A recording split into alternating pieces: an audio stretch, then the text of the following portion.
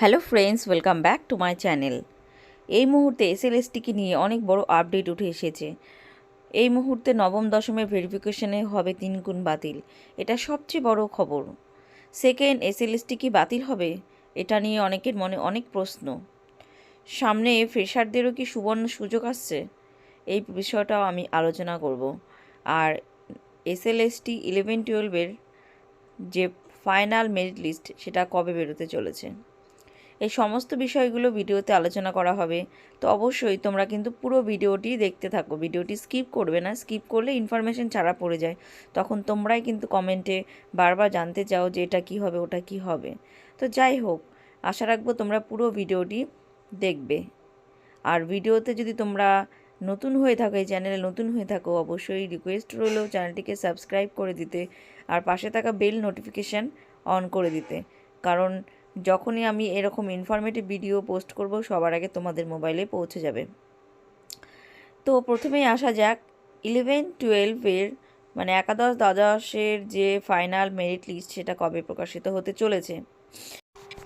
যদিও বন্ধুরা 11-12-এর merit list প্রকাশিত হওয়ার কথা ছিল জানুয়ারি মাসের 7 তারিখে, কিন্তু এটা কিন্তু পিছিয়ে গেছে। শুধু কারণটা হচ্ছে যে আদালতে রায় বেরিয়েছিল যে 200 জন ক্যান্ডিডেটের যে ভেরিফিকেশান ইন্টারভিউ বাকি ছিল সেই ক্যান্ডিডেটগুলোর জন্য। তো সেই ক্যান্ডিডেটগুলোর যেহেতু ভেরিফিকেশান ইন্টারভিউ বাকি ছিল, তো সেগুলো কমপ্লিট না করে কিন্তু পুরো প্যানেল প্রকাশিত হতে পারে না।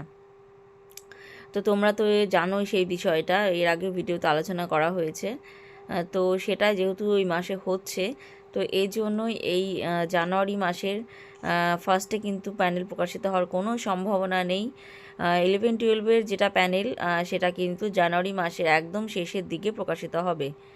আর যেহেতু 11-12 যে প্যানেলটা জানুয়ারি মাসের শেষে প্রকাশিত হবে, সেজন্যই কিন্তু সামনে ফ্রেশারদের জন্য কিন্তু একটা সুবর্ণ সুযোগ আসতে চলেছে। ঠিক আছে, কারণ তোমরা সবাই জানো যে যে কোনো পরীক্ষাতে বা ইন্টারভিউতে অবশ্যই কিন্তু ক্যান্ডিডেটদের অনেক রকমের ভুলভ্রান্তি হয়ে থাকে, ভেরিফিকেশান অনেক রকমের ভুলভ্রান্তি হয়ে থাকে, যার ফলে কিন্তু অনেক সিট সংখ্যা ফাঁকা হয়ে যায়, মানে সিট সংখ্যা বেরোয়। তো সেক্ষেত্রে কিন্তু ফ্রেশারদের অনেক সুযোগ থেকে যায়। তো এক্ষেত্রে কিন্তু 11-12-এর ক্ষেত্রেও সেম ব্যাপার হচ্ছে, অনেক সুযোগ সুবিধা থাকছে ফ্রেশারদের জন্য। আর এবার চলে আসছি সেকেন্ড ধাপে, সেটা হচ্ছে নবম দশমের ব্যাপারটা। নবম দশমের ভেরিফিকেশানে কিন্তু আবার বাতিল হতে চলেছে বহু সংখ্যক ক্যান্ডিডেট। কারণটা কি? কারণটা এর পিছনে সবচেয়ে যেটা সেটা হচ্ছে ফর্ম ফিল আপ যতই মানুষ ভালোভাবে করুক, এডিট অপশন যতই দিক, ফর্ম ফিল আপে কিন্তু ক্যান্ডিডেটদের কিছু না কিছু ভুল হয়ে থাকে। সেই ভুলটা কিন্তু যখন ভেরিফিকেশান হয় তখন কিন্তু ধরা পড়ে যায়। তো এক্ষেত্রেও এরকমই হচ্ছে, নবম দশমের ক্ষেত্রেও প্রচুর ক্যান্ডিডেটদের কিন্তু ভুলভ্রান্তির জন্য অনেক ফর্ম কিন্তু বাতিল হচ্ছে। তার সঙ্গে সঙ্গে অনেকে এক্সপিরিয়েন্সের নাম্বারে যারা প্রাইভেট স্কুলে চাকরি করত, সেই সব স্কুলের টিচাররাও কিন্তু এক্সপিরিয়েন্সের নম্বর নিয়েছেন। সেক্ষেত্রে কিন্তু অনেক নম্বর কিন্তু মানে তাদের যেহেতু এক্সপিরিয়েন্সের নম্বর কমে যাচ্ছে, সেক্ষেত্রে কিন্তু তারা মেরিট লিস্ট থেকে বাদ পড়ে যাচ্ছে। মানে মেরিট লিস্ট মিনস এখানে যেটা তারা ভেরিফিকেশানে যে স্থানটা পেয়েছে সেই হিসেবে তারা কিন্তু বাদ পড়ে যাচ্ছে। আবার অনেক টিচার এরকম আছে যারা 1 বছর 2 বছরের এক্সপিরিয়েন্স ছিল, অথচ তারা 5 বছর এক্সপিরিয়েন্সের নম্বর নিচ্ছে। সেক্ষেত্রেও কিন্তু তারা হায়ার যে র্যাঙ্ক করেছিল সেই র্যাঙ্কটি থেকে নেমে যাচ্ছে, কারণ তাদের এক্সপিরিয়েন্সের মার্কস কমে যাচ্ছে। তো এরকমই আরও অনেক সুযোগ আছে। তার মধ্যে আর একটা আলোচনা করা যায়, সেটা হচ্ছে সার্টিফিকেট, বিএড সার্টিফিকেট। তো অনেকের বিএড সার্টিফিকেট হাতে পাওনি, অনেকেই বিএড সার্টিফিকেট ছাড়াই কিন্তু ভেরিফিকেশান হচ্ছে, তখন কিন্তু তাদের ভেরিফিকেশান বাতিল হয়ে যাচ্ছে। কারণ প্রফেশনাল সার্টিফিকেট অনেকে কিন্তু জোগাড় করে উঠতে পারেনি, সেরকম খবর আসছে। তো সেই রকম ক্ষেত্রে কিন্তু অনেক ভেরিফিকেশান বাতিল হচ্ছে। তো এই যে ভেরিফিকেশানগুলো বাতিল হচ্ছে, সেক্ষেত্রে কিন্তু প্রচুর সিট সংখ্যা বেরোচ্ছে। সেক্ষেত্রে কিন্তু ফ্রেশারদের জন্য অনেকটাই সুবর্ণ সুযোগ।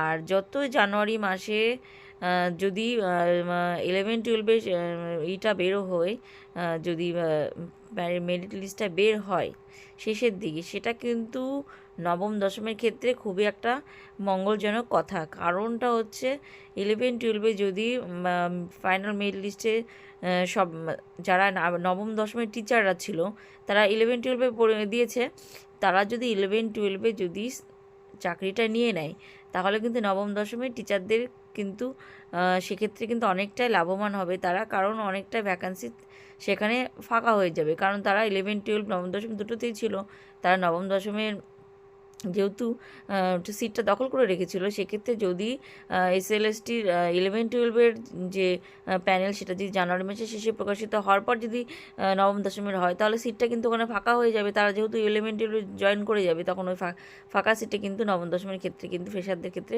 অনেক সুযোগ থাকছে। আর অনেকেই বলছে যে তারা 11-12 নেবে না, নবম দশমেই নেবে, কিন্তু এটা ভুল কথা। 11-12 কিন্তু স্যালারি অনেকটাই বেশি, তো এক ধাপে অতটা স্যালারি কিন্তু কেউ বাদ দিয়ে নবম দশম করতে চাইবে না, সে যতই বাড়ির কাছে চাকরি হোক না কেন। সবাই কিন্তু পদোন্নতিটাই চায়। সেক্ষেত্রে কিন্তু স্যালারি যখনই বাড়বে, যেহেতু 11-12 বা নবম দশমের স্যালারিটা প্রায় অনেকটা গ্যাপ, তো সেক্ষেত্রে কিন্তু অনেকেই চাইবে যে 11-12 ঢুকে যাবে, নবম দশমে ঢুকবে না। এই একটা কারণ হতে পারে, অনেকটা সুযোগ সুবিধা থাকছে। আর অনেকেই কিন্তু এই যে পরীক্ষা সেটাকে নিয়ে এখনও প্রশ্ন তুলছে, কোশ্চেন মার্ক সবার মনে, যে এই সেকেন্ড এসএলএসটি কি বাতিল হবে। তো বন্ধুরা, তোমরা তো প্রথম থেকেই এই বিষয়টা জেনে আসছো যে এই এসএলএসটি এক্সামটা কিন্তু আদালতের নির্দেশেই হচ্ছে।